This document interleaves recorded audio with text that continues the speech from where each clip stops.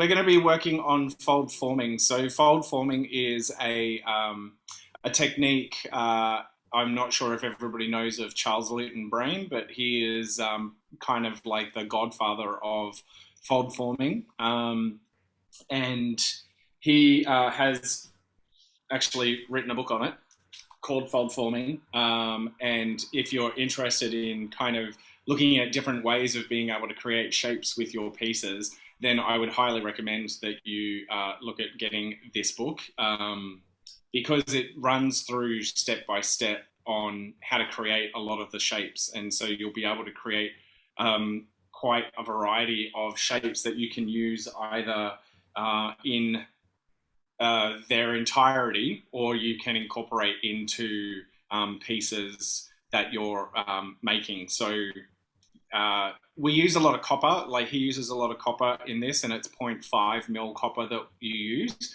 Trying to fold form something which is a lot thicker than that is going to take a lot more work. So I wouldn't recommend that you go down that path.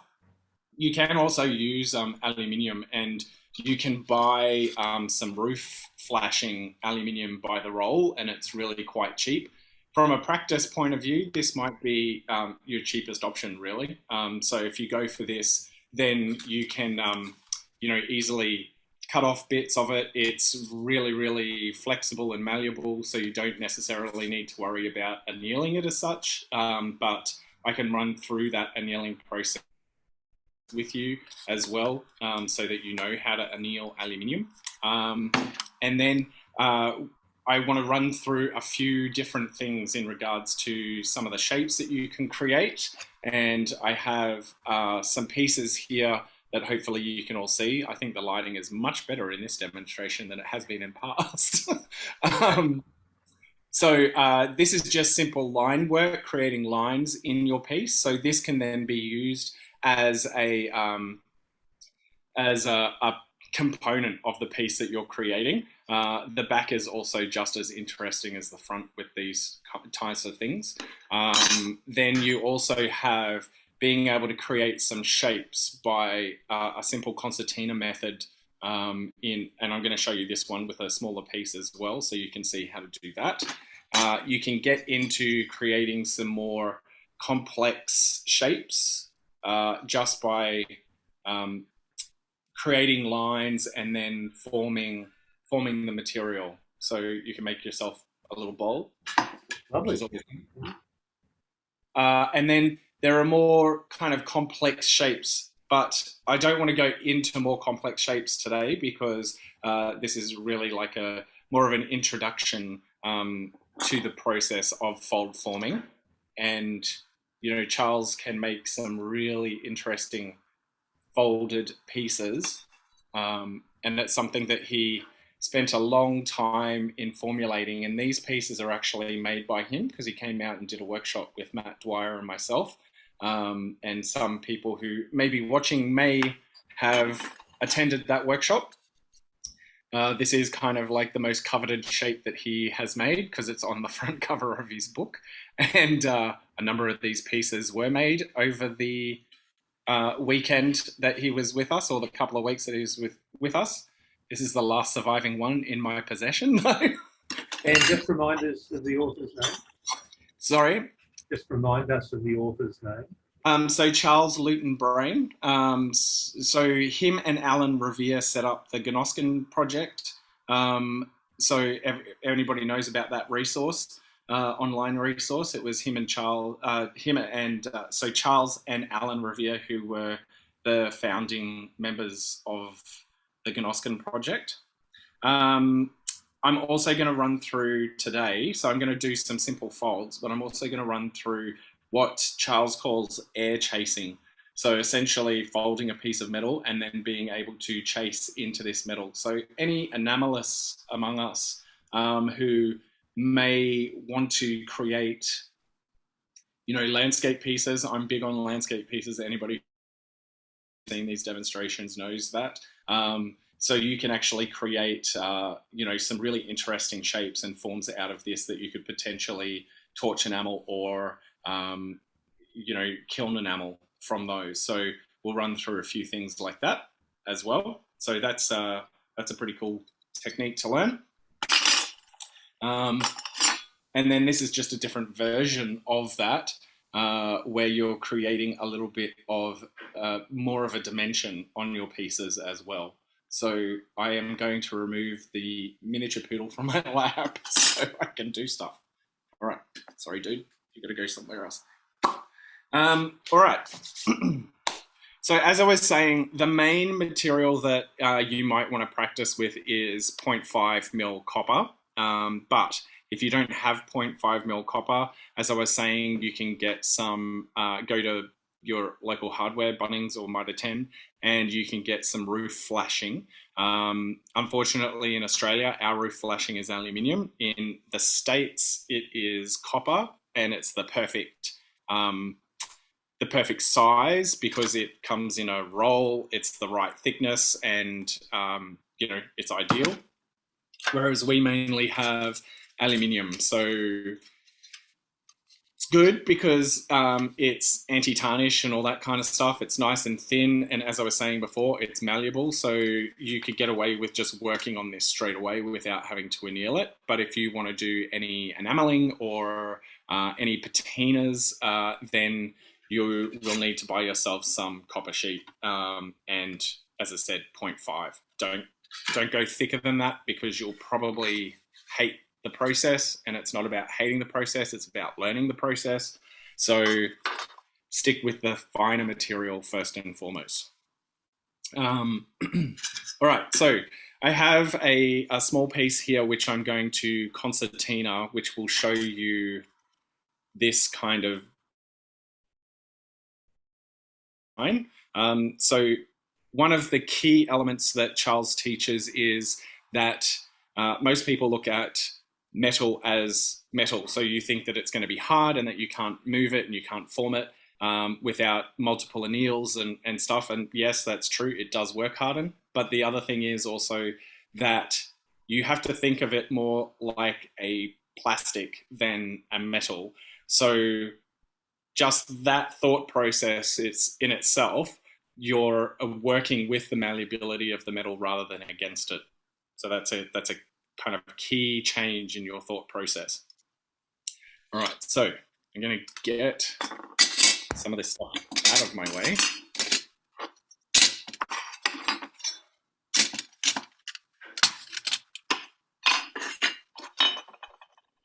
I have rather a grand collection of stuff. I have a box full of samples. Stuff you prepared earlier. Yes, some I prepared earlier. So I really like this technique because it makes these you know, beautiful organic looking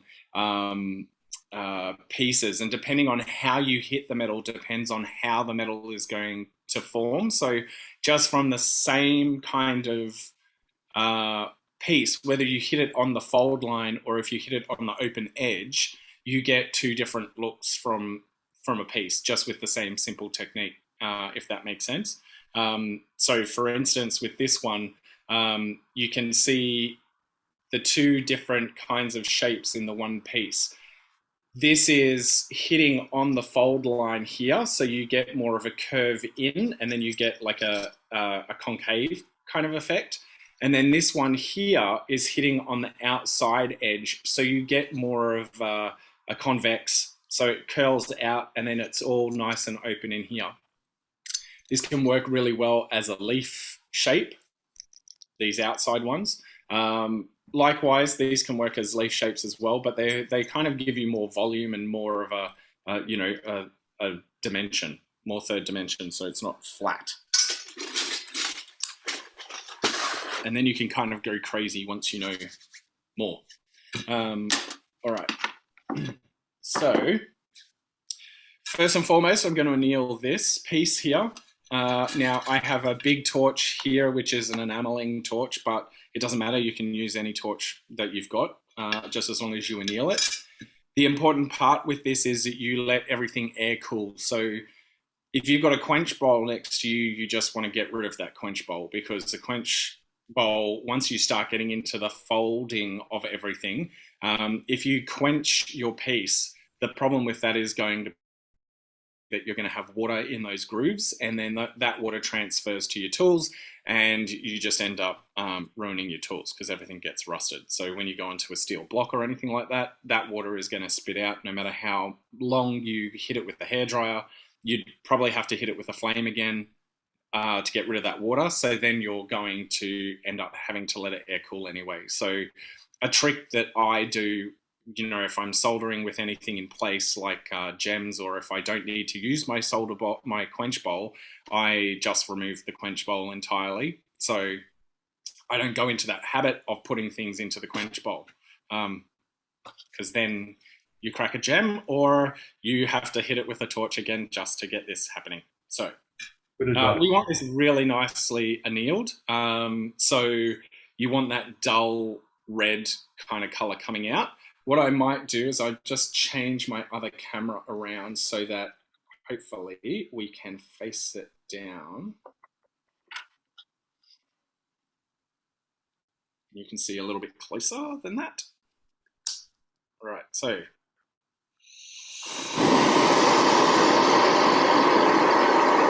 Nice big torch.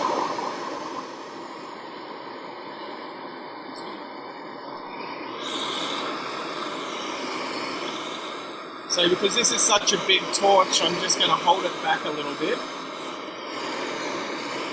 I'm starting to get that color change.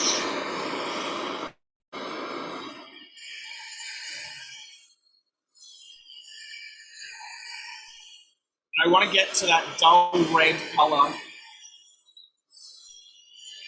You're not flexing it or anything, you just want to get that color happening.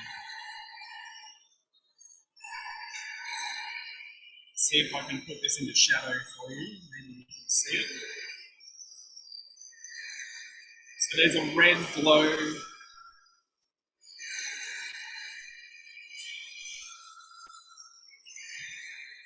So you can just see that red glow happening now, and that's all I need for my annealing. What I might do while I've got this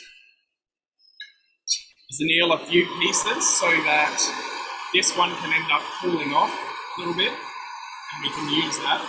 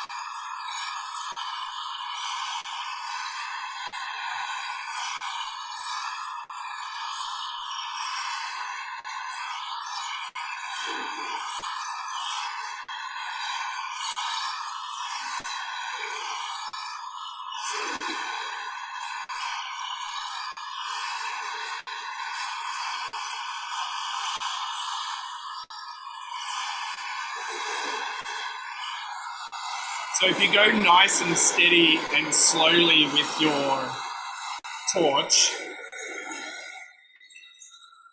you'll get it nice and hot really quickly.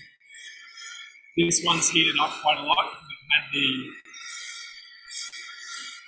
ambient heat. Turn it off, that's awesome. Nice and loud. Great torch for getting rid of weeds too, I discovered. Very versatile. Oh, I tell you what.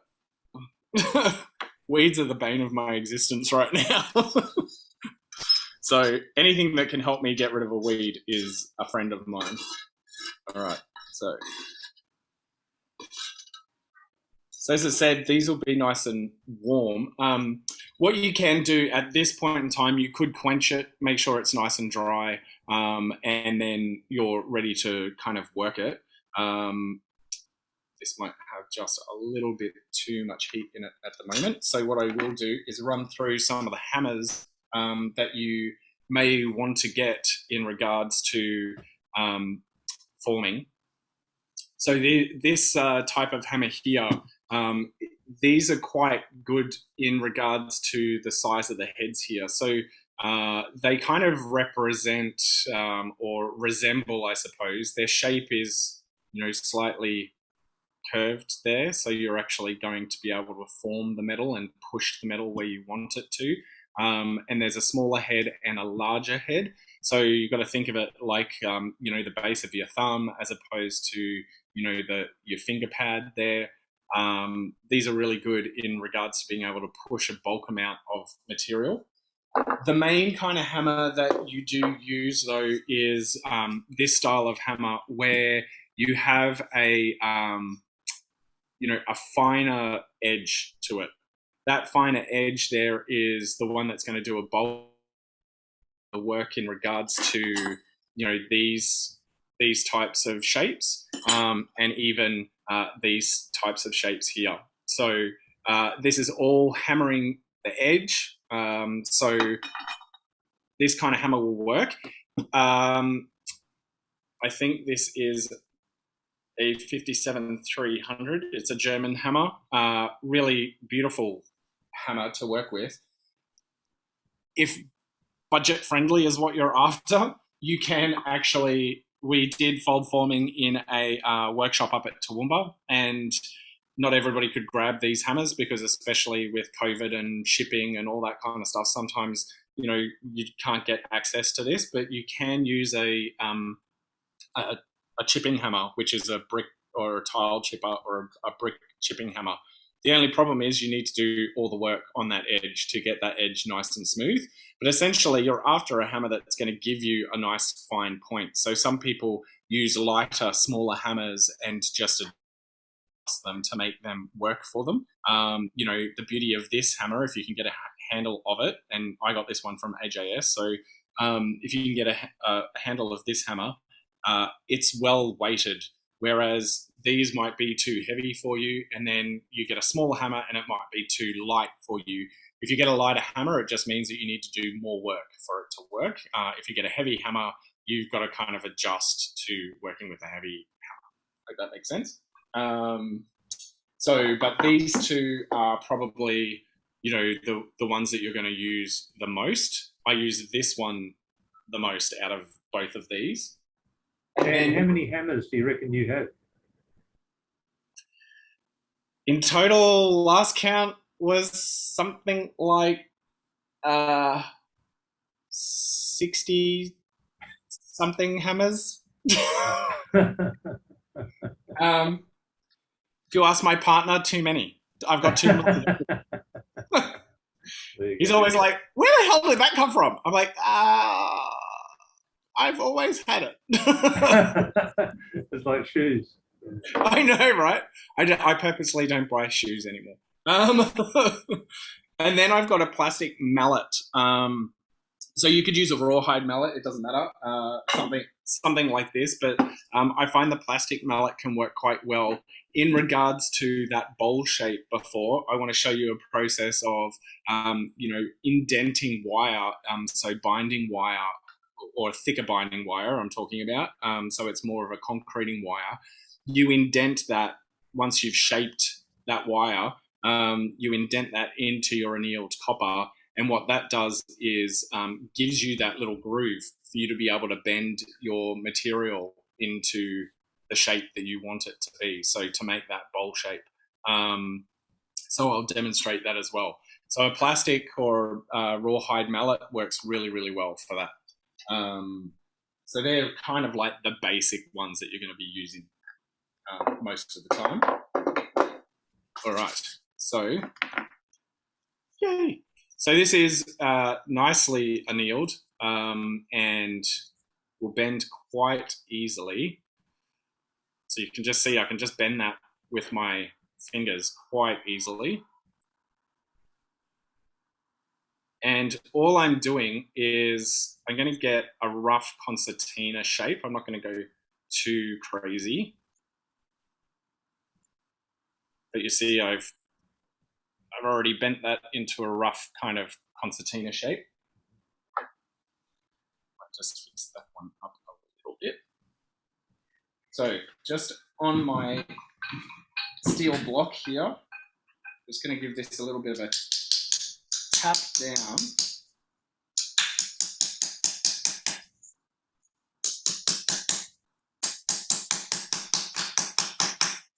So you can be rather precise with your measurements.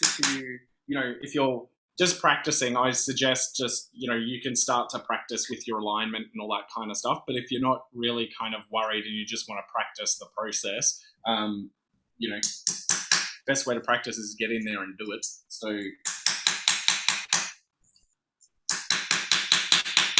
So now that I'm doing this, I'm actually work hardening that metal again.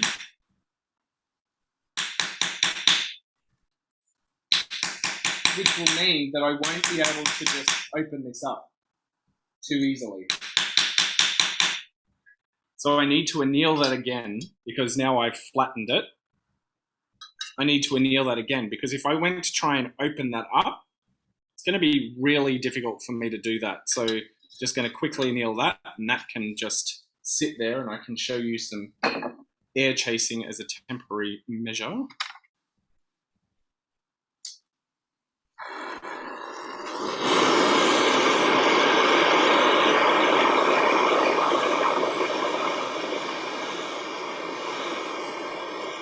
The beauty of this is it's one solid piece, so I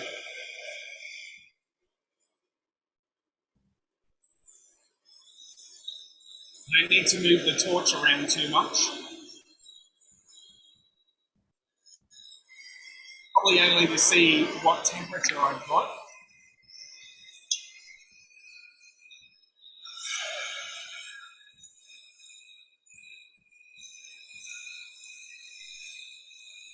So that's pretty cherry red, so we'll just leave that. I'm just going to push that off onto a cooler side. All right. So it's super soft, which is great. It's a very dirty process. All right, so I'm folding, but this time I'm folding along the length. I'm going to get those to join up. So you can see how malleable this becomes when you anneal it, and if you anneal it correctly. So annealing is important, that you get it nice and consistent and that you get it to a nice temperature. I would suggest that you always practice with copper before you go on to silver.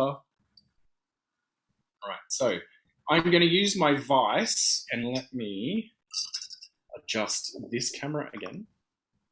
I'll go that way. Hopefully that's not too up close and personal for everybody. Okay. All right, so I'm placing this into the vise, but I'm leaving it elevated a little bit. So it's going to actually sit up a little bit from there. And I'm going to squish it. And when I do, it creates a little opening there. So you can see it's nice and gripped here, and then there's an opening there. So that opening is what I want for this air chasing process. I want it to, have some air behind it, essentially. So you can do a couple of different forming processes with this. If you wanted to, you could start forming it from the middle here. And this is where your larger hammer like this can work. So you can come in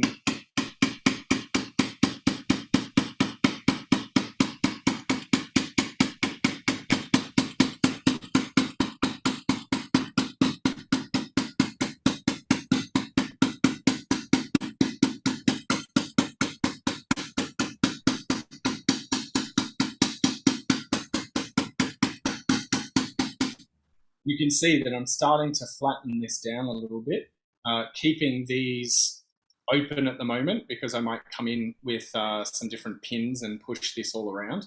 And then come in from the sides here as well and push that around so that I'm achieving something more like this. So where I'm hammering, I'm work hardening. So that is getting nice and hard every time that I hammer that. So I don't want to go too heavy-handed because I want to try and get a little bit of shape going on. So I'm going to grab some smaller dapping pins. So I've got a range of dapping pins. Where do we want to show that? I'll show it up there. So I've got a range of dapping pins, but they're not overly large because, you know, you want to put some detail in there. You don't want to just beat it up too much. So this is where you could use a rawhide mallet or a plastic mallet, depends on what you want to do. And I'm going to show this from your side. Every time the camera changes, it asks me to join with audio. No. All right, so this is where you can kind of free form.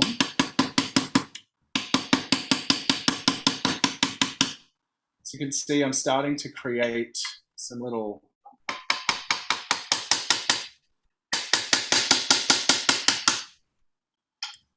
There is no right or wrong answer here. The idea is to get folds in your metal. So I know my fingers are in the way at the moment. Let me just give this a little bit of a...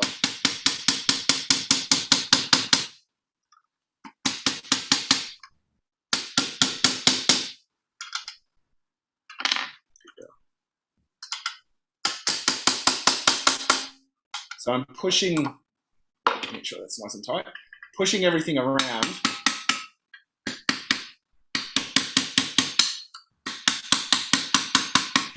Kind of creating little high points.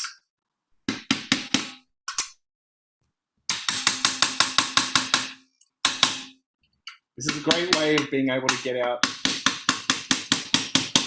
frustration by legitimately beating the bejesus out of something. All in the name of art. You can get away with it.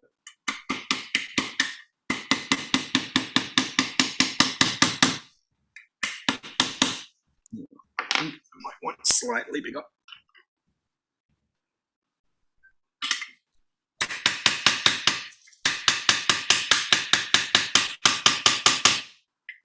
So as you can imagine, you put quite a lot of pressure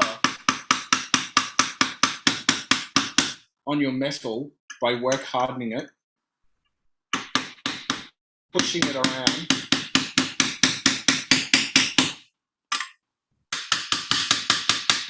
Where you want it to go.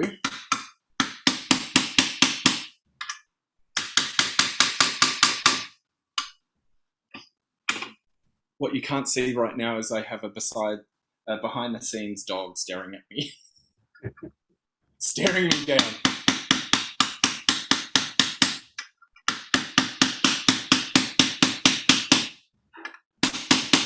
So this is all in the name of play. You're just going to be playing around, making shapes, seeing what you can create, what folds you can create.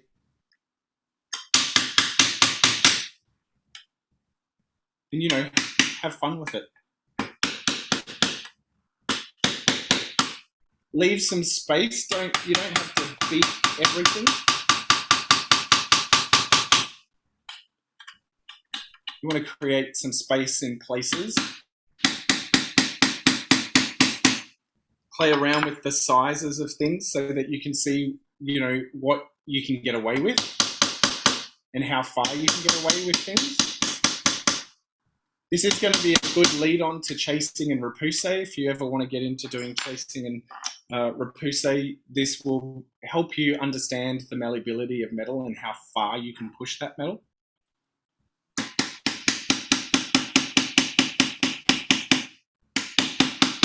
Essentially, you just go in and you beat up that pillow of air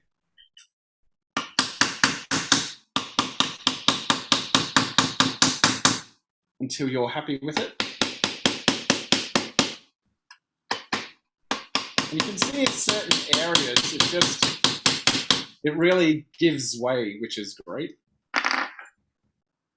Just come in on that top.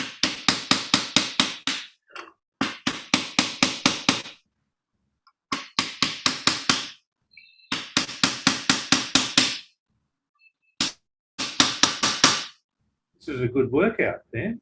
It's a great workout. It's like, ugh, excellent. All right, so you can see that it doesn't look overly, pretty at the moment. It does need annealing once again, so we can just don't know what my computer's doing, but it's telling me off. So there's some little shiny bits there. There'd be absolutely no way that I could pull that open. It's nice and hard there. It's got some little curls and waves and stuff happening. So we're going to anneal that so that we can then get that to a nice hot temperature. So what's the end goal with that piece? So the end goal with this piece might be like, you essentially what you're doing through this process is you're creating material for you to be able to use in a piece. So for instance, like this is the same type of process. This is probably has a little bit more material in it, but I could then come along and I could cut out either a section of this to use, or I could cut out this section for me to then be able to solder onto a piece of material to make a brooch or a pendant. I might want to come in and then put some tube settings in there and change things around. You can make this in silver. There's no problem with making it in silver. And then that way you can solder more things to it as well. You might be able to do some kambu with it and put in some gold details.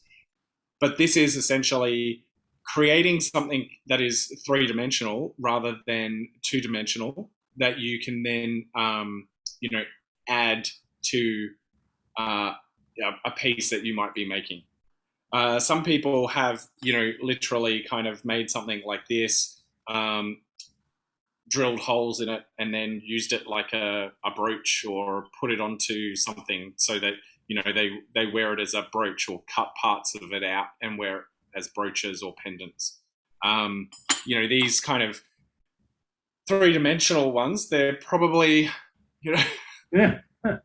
could make an earring, but you can make these in smaller scale. There are jewelers who make them in much smaller scale and then use fold forming in their jewelry. There is an annual competition that Charles runs for jewelry and objects made from fold forming. So it's an international competition, based on this. It has practical applications in regards to like bowls and things. And I've made, there are more complicated shapes where they interlock. You cut your material and you interlock that material. And then you form that material while it is interlocked, and they can make some, three-dimensional kind of pieces that, you can use as rain chains or decorative elements in your garden, or there's a whole range of things, I suppose, that you can do with them. But yeah, it's a fun process, and yes, it is a bit of a workout, but it's a fun process in being able to, rather than just looking at metal as a flat object all the time and going, oh, how am I going to make something three-dimensional from just this flat sheet?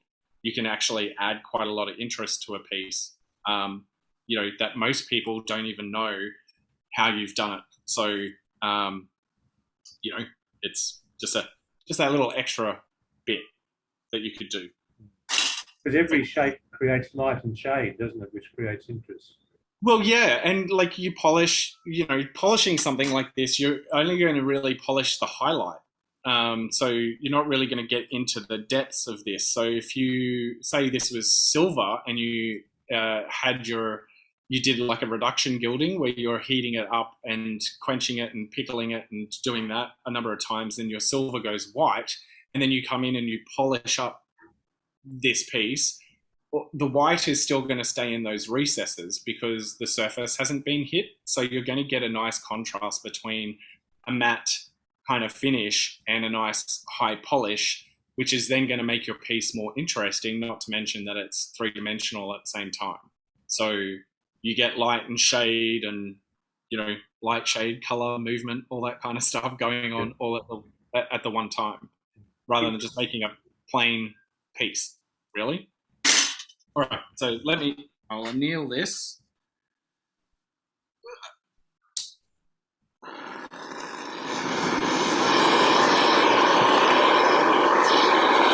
So,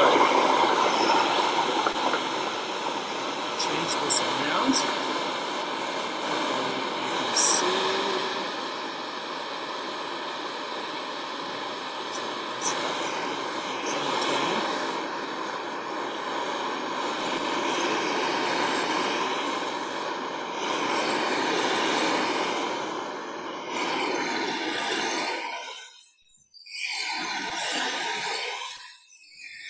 So I want to get this nice and soft.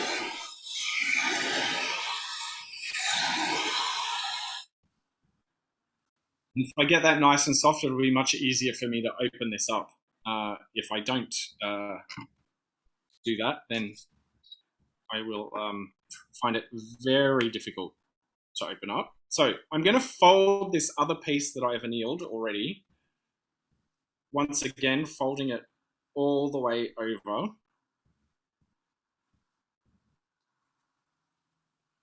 But this time, what I'm going to do is I'm going to flatten this entirely because I want to come along and I want to work on one of those edges to show you that, that leaf shape. So this is super, super simple. I'm just going to hammer that flat onto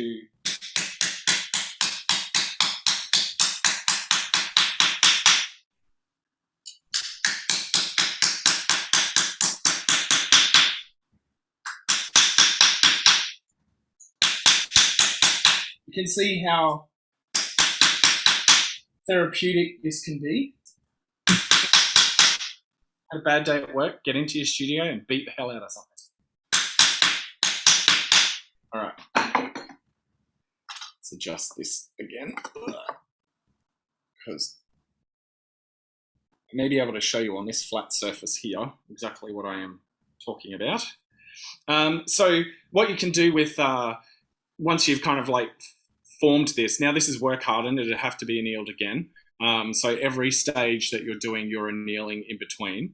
That's the kind of process. I'm going to cut a shape out of this first. So I'm going to make it more like a leaf shape. So really, I'm just going to kind of do a little bit of a, semicircle kind of shape. I've got some aviation snips here. I'm not worried about the edge too much in being nicely finished at this point in time, and you'll understand why. Jewelry has to go through that car crash stage, and this is like the ultimate car crash because you're beating the ever living daylights out of it. So I want to make sure that both sides match. So if you don't get it absolutely perfect to begin with, you can just cut it down. So now I have this shape. Give this a very quick anneal. Might move that over there.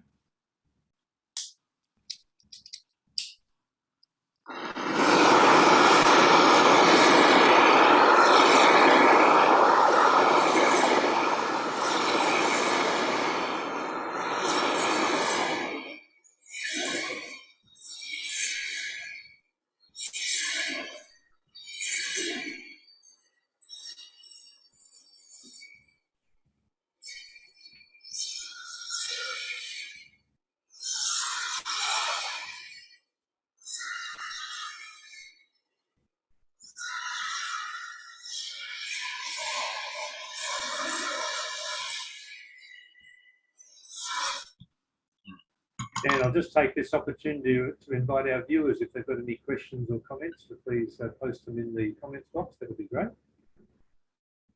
Absolutely. Okay, so they're both cooling down. This is nice and cool, so I place that there rather than use that.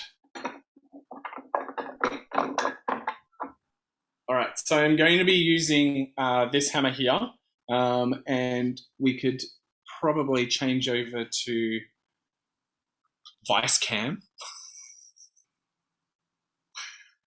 How 1980s. So this is quite a small piece. but I want to do a little bit of concertina work here. So I'm going to work on this edge here that I have. So I'll drop that down a little bit and you can see what I'm doing. Everybody can see that, hopefully. All right, so I'm coming in right on that edge.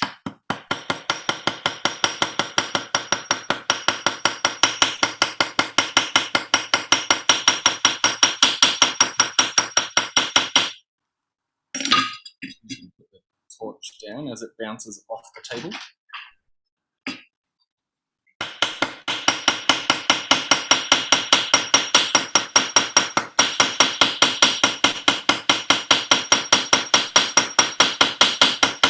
So the idea here is that you're splaying this. So you can see from the top, on the top piece here, that it's actually starting to splay.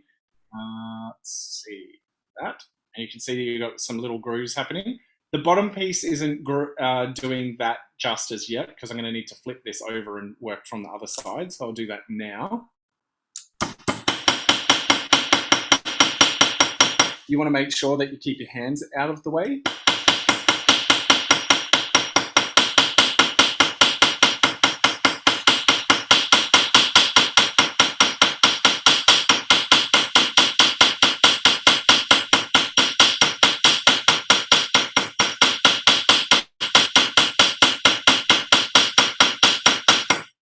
So you can push metal quite far before you have to anneal it again.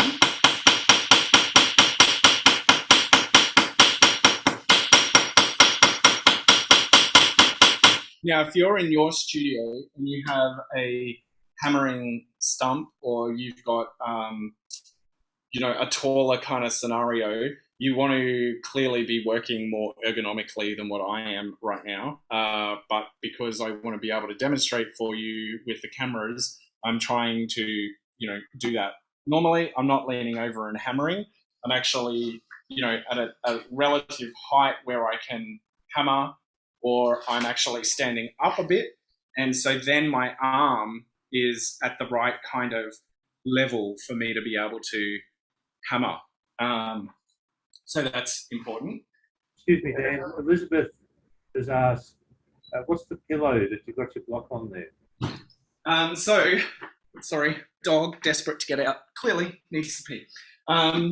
So this pillow here is actually a sandbag. So it absorbs all of the sound. Sandbags are really, really good to have, and it stops, your plate from bouncing around as well. Yeah. If you don't have a sandbag, then I suggest getting an anvil. An anvil might be quite handy to have. And invest in a good one.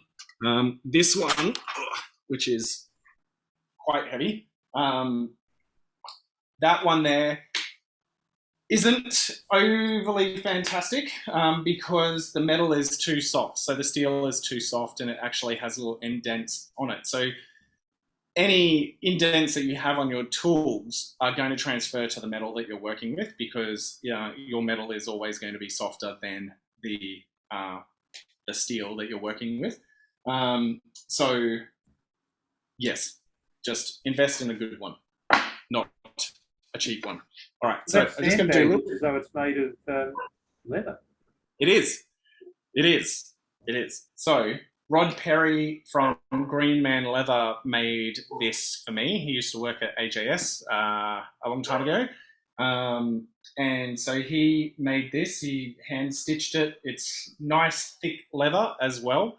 I think a lot of the cheaper sandbags that you can get, they just don't hold up too much, really. And this is probably about 15 or so years old. And it's, still going strong, which is good. I have put a hole in it. Oops. But no sand is coming out of that hole. So that's a good thing. I don't know why, but that's good. All right, so I'll just do a little bit more hammering here. So I really want to get that shape going.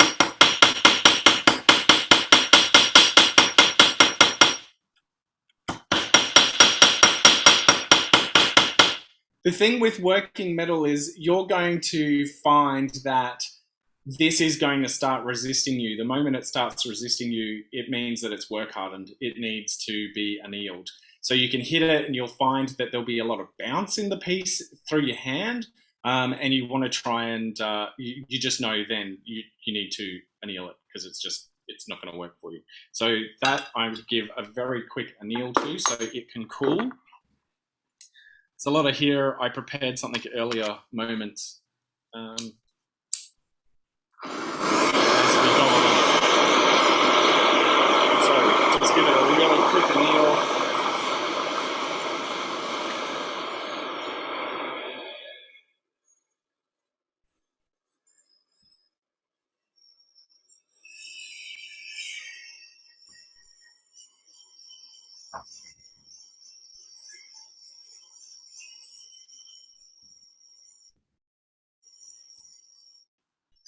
Right, that can sit off to the side. Now, one thing that might make your life a little bit easier, if I can find one, which maybe not. We will see how well I go with doing this. Okay. That's got a little bit of residual heat in it. So what we might do is we'll move on to this shape here. All right, so for this shape, I want to make a nice curve with it. So it's going to be, sorry if you see my thumb come up there, but it just kind of blocks the screen and says, do you want to join with audio? And I'm like, no, will you stop asking me? So I'm going to be hammering along this edge here. That edge is going to start forming it. What I was talking about before, like, you know, I easily get distracted on something, is if you get a butter knife, it's going to help you with being able to open up these shapes. But what you want to do to the butter knife is you want to grind off any serrated edge whatsoever. And that's going to help you pry open these shapes. You know, especially if you don't have a lot of strength in your hands, then you can use the knife to kind of come in and just kind of scallop things open a little bit. So we'll see how I go with that. Because you know, it's probably one of those things. I'll find the butter knives, you know, and Brandon will be like, why do you have so many butter knives? I've always had them. All right, so I'm hammering along this edge. So what you're going to notice is this edge here, as you hammer along this edge, it's going to expand. This edge here is going to contract and it's going to start getting a bit of a curve to it. So what you want to make sure with your hammer is that you're actually at the right angle of, as you're going along, I'm always going to be at the right angle to that edge. So I'm splaying that edge more and more and more, and then that's going to contract this edge and we'll get our leaf shape, our open leaf shape. So I'm around about halfway with the hammer.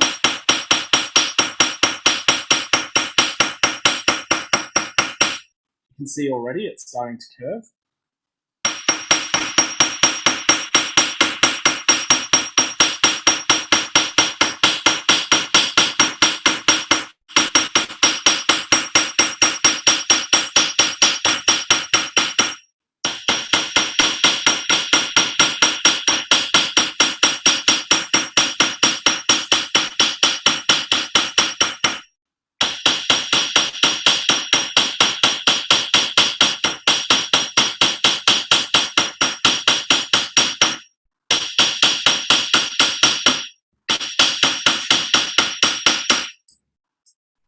Can, if you like, flip it over and come from the other side. But if you want a consistent marking, so you can see that this side has all the little marks on it, whereas this side is nice and blank because we're compressing onto it.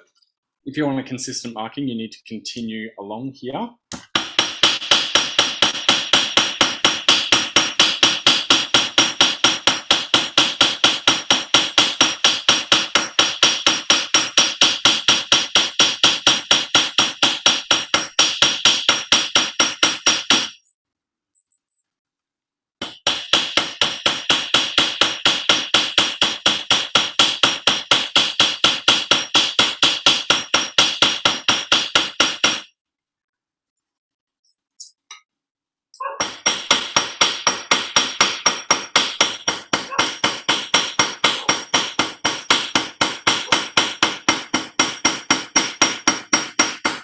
So you can decide how much of a curve you want. So if you're actually going for a leaf shape, it's not going to be a perfect arc. You want to kind of have a little bit of a wave to it. So you can do less hammering and then more hammering to get more of that curve happening. There is, once again, the limit of hammering that you need to consider in regards to a work hardened piece of metal. You don't want it to hammer that much that you're going to split it.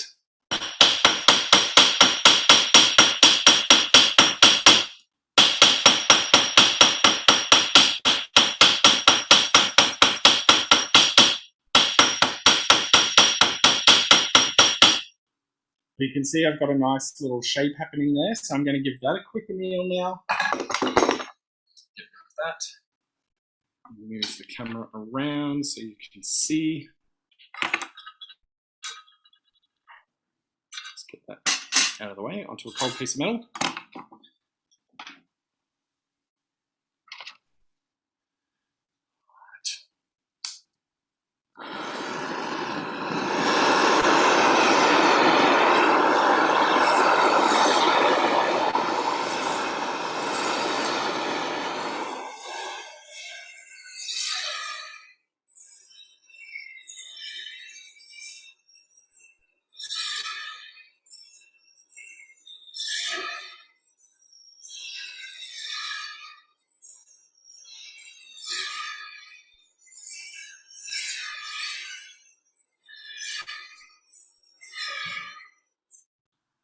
Nice and soft.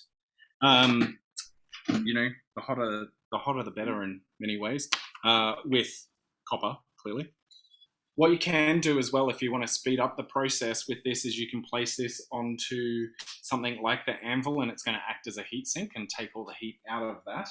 So I'm going to place that there so it takes out the heat and I don't have to worry about that. That piece has picked up a little bit of heat, but that's all right. I'll just heat sink that. All right. So this piece, this is the air chased piece. So I want to open this up.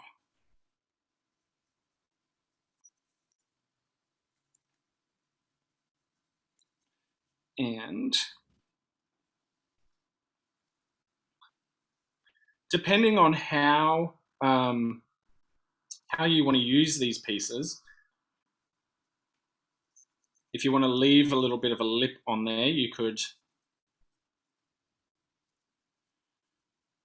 just open it up till it's flat-ish.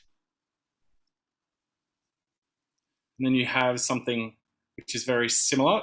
Clearly, I don't have too much happening here. I'll just quickly grab a plier, a couple of pliers, and then we'll be able to open it up.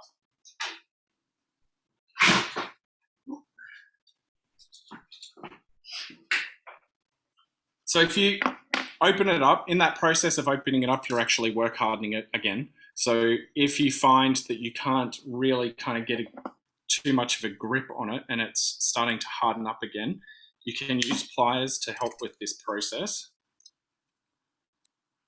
And you can also re-anneal it.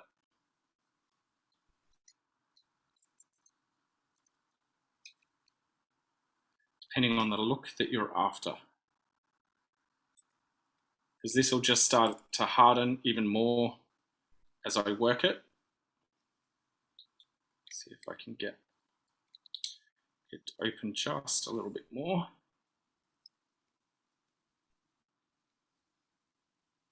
You can also use your vise.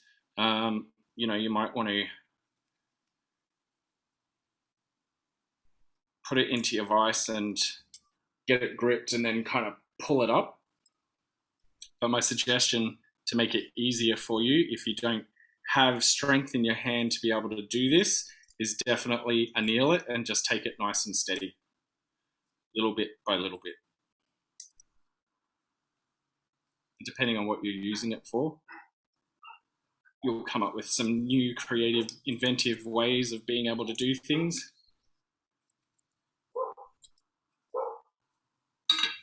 So just give this a little bit of a tap on the edges to get that flat.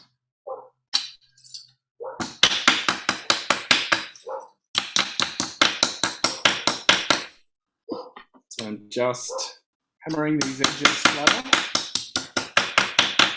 Once again, that work hardens them. This is actually really hard right now, so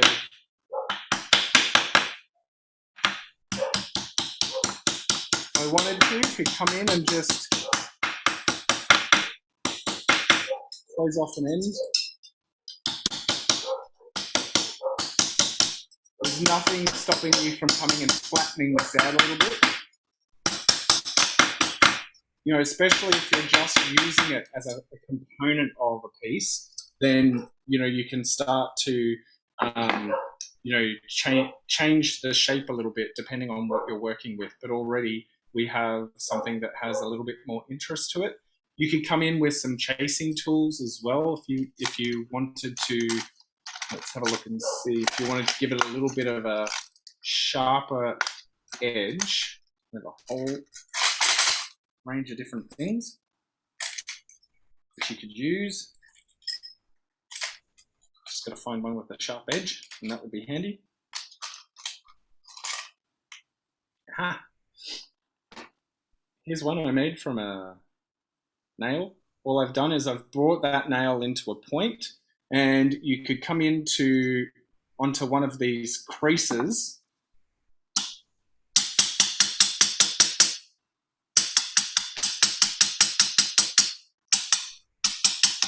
and put a texture on that, which is work hardening it at the same time. And you're getting something that has a little bit of a different texture going on. Let's see if I can get this to focus on that.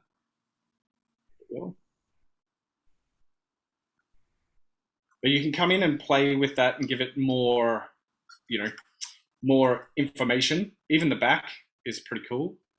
Quite like the back sometimes. I think it's much nicer than the front sometimes. Once you've done this and you're happy with the piece, then I would be putting it into the acid bath and cleaning it properly and then drying it properly.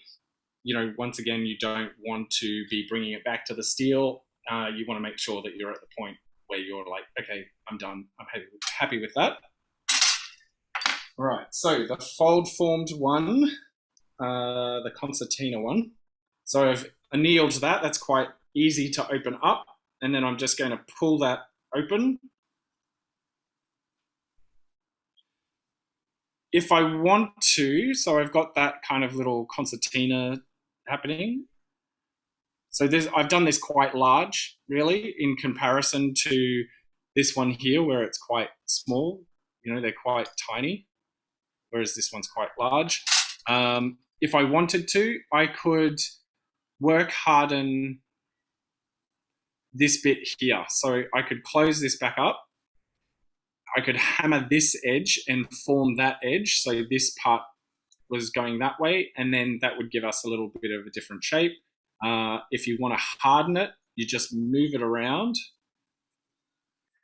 And as I move this, it actually becomes harder and harder.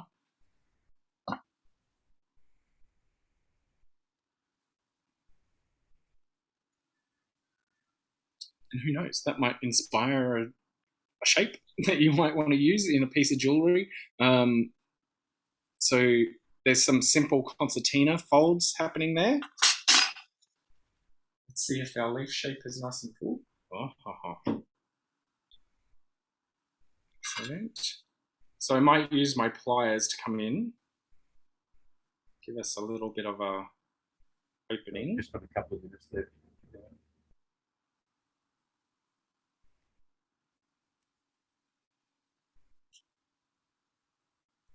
All right, so I can use my pliers to open this up. What I might do is, we're running out of charge on this. Oops, but just in case we disappear. I've got 15%, we're good. I don't want to disappear yet. All right, so I've opened that up slightly. I can come in with my fingers, but as I was saying, you could use a butter knife or you can use your pliers. come in and open that up.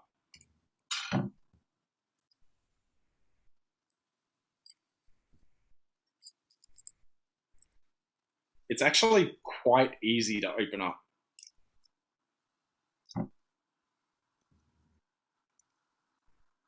You can shape it any which way you like.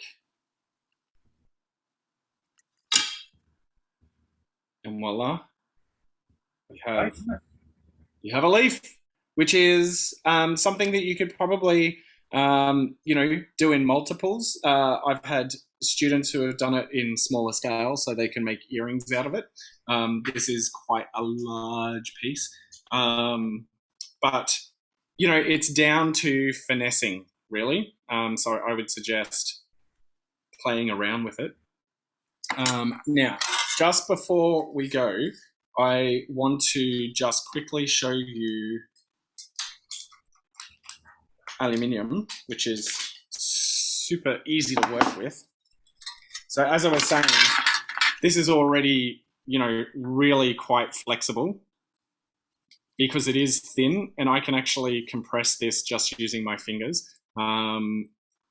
It's been a few years since I've done some hardcore making, but you will get toughened hands, which is good. And so you can do some of that shaping again easily. So last time I cut, I was forming along this open edge. Now I'm going to form along the closed edge, and we'll see the comparison to that so that you can then see what the difference is between them.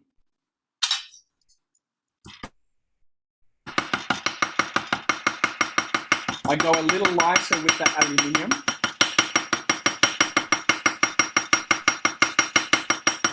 Because it's quite thin. I don't want to split it.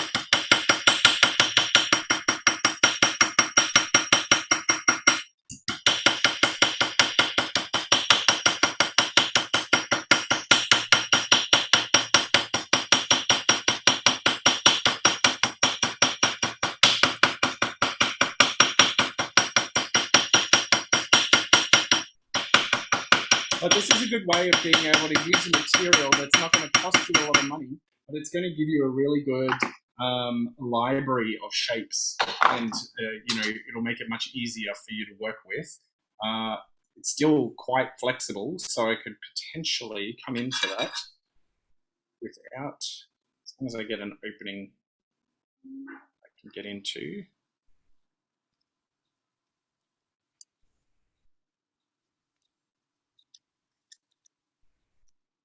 Just be aware of any sharp edges. That is one thing that I would